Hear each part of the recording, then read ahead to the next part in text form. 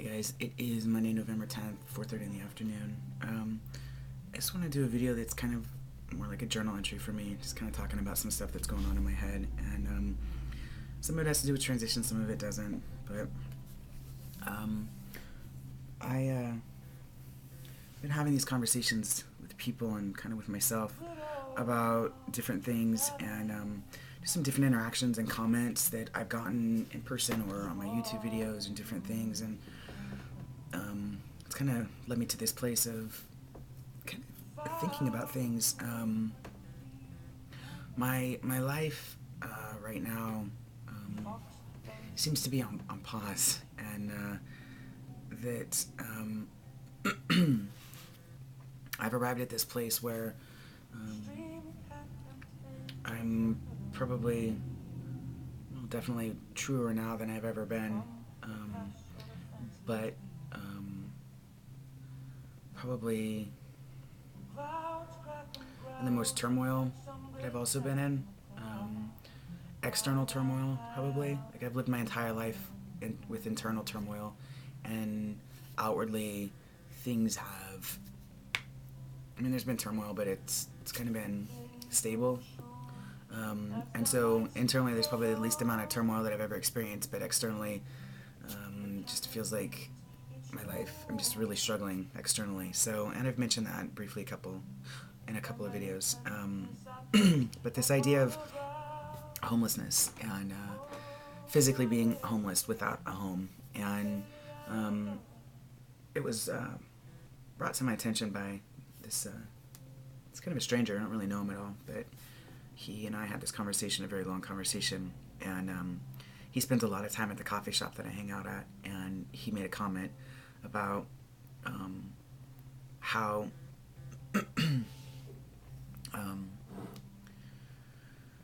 just about being homeless and spending time at this coffee shop, and it really made me think about how I have felt kind of homeless in my own body in my whole life, and that for me being homeless isn't about a physical space to come home to, although that's certainly part of it, but it's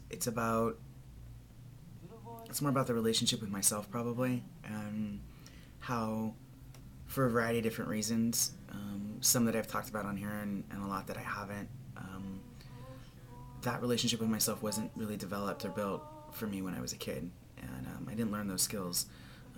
What I learned a lot about is to not trust things, to not trust people, to not trust myself, to not trust what I was feeling.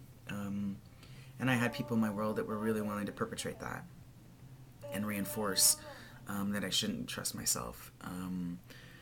So this idea of homelessness is an interesting concept, because I feel like I am homeless with a home right now, and that is not necessarily a foreign feeling. It's maybe just I have finally arrived at a place of kind of understanding or having the words for it, which is sad, really.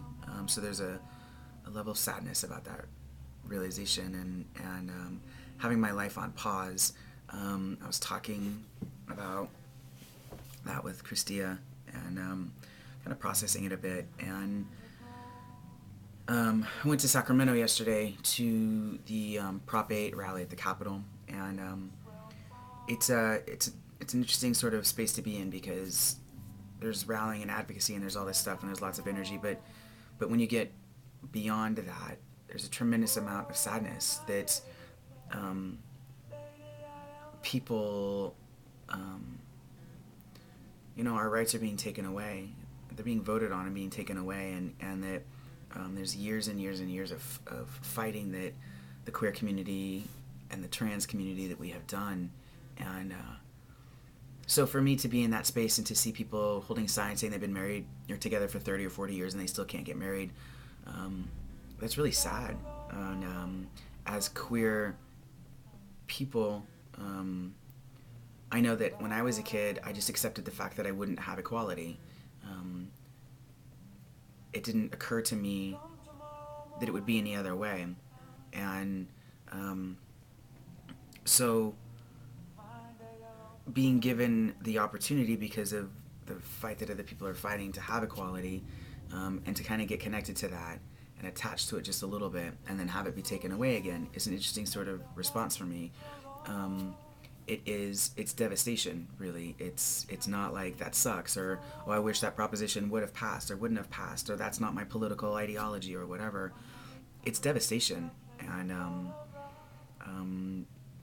when you give a group of people hope in an area that has been hopeless before, and then that hope is taken away, that profoundly impacts a person. So I think that I got off on a little tangent there. I apologize. So I was in Sacramento with Jackie and Carrie and Christia and Christia's cousin Claire and Megan. And it was awesome. We just went down and had a really good time. But on the way back, Jackie and I were having a conversation about school and where I was going to live and where she's going to live and what she's going to do after school and so forth. And it really occurred to me that my transition has been the first intentional thing that I've ever done in my life. Everything else, all the other experiences that I've had, there's been choices and intention within those, but I've made choices kind of as a reactionary sort of place from not making decisions. And what I mean by that is throughout my life I've been presented with these things, these kind of gigantic crossroads, and I really didn't understand the significance of the decision I was going to make at the time. But you know, when I was 17 and decided to go to Texas on a basketball scholarship, it was a big decision, and I made that out of response of not wanting to be where I was. So it wasn't about this is really where I want to be. It was about I really don't want to be here, so I'm willing to go here. And that decision drastically altered the path of the rest of my life. And then once I was there, decision to not lie about who I was, and then paying the consequences of that and being kicked out of school and losing my scholarship because I wouldn't lie about my sexual orientation. I could have lied, and I chose not to. And the consequences of that is that, you know, I was kicked out of school, and then I found myself back in the town that I just so desperately wanted to get away from. And so then I made a decision to come to Chico. And it wasn't like I was dying to come to Chico. It wasn't like I was coming to something. It was about running away from something else. And so there's a lot of those examples in my life. And I've totally played a part in that. Like, I've done that. That wasn't something that was done to me. That's what I did. But my transition is the first thing where I was really solidly making a decision. It wasn't about running away from something. It was actually about going to something. It was about going to myself. It was the first step in kind of alleviating that homeless feeling that I've always had within my own body.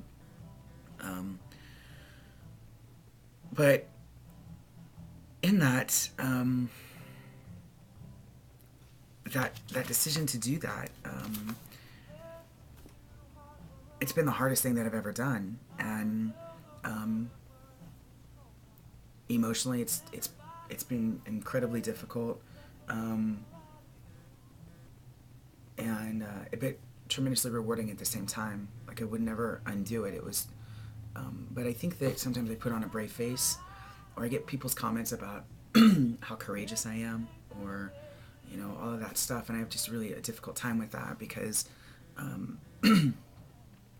I feel like if I talked openly about all of the things that I think and all the things that I feel just regarding my transition, that people wouldn't think I was as brave and courageous as I seem to be coming off as. And so I feel kind of up against the wall about that and challenged about that.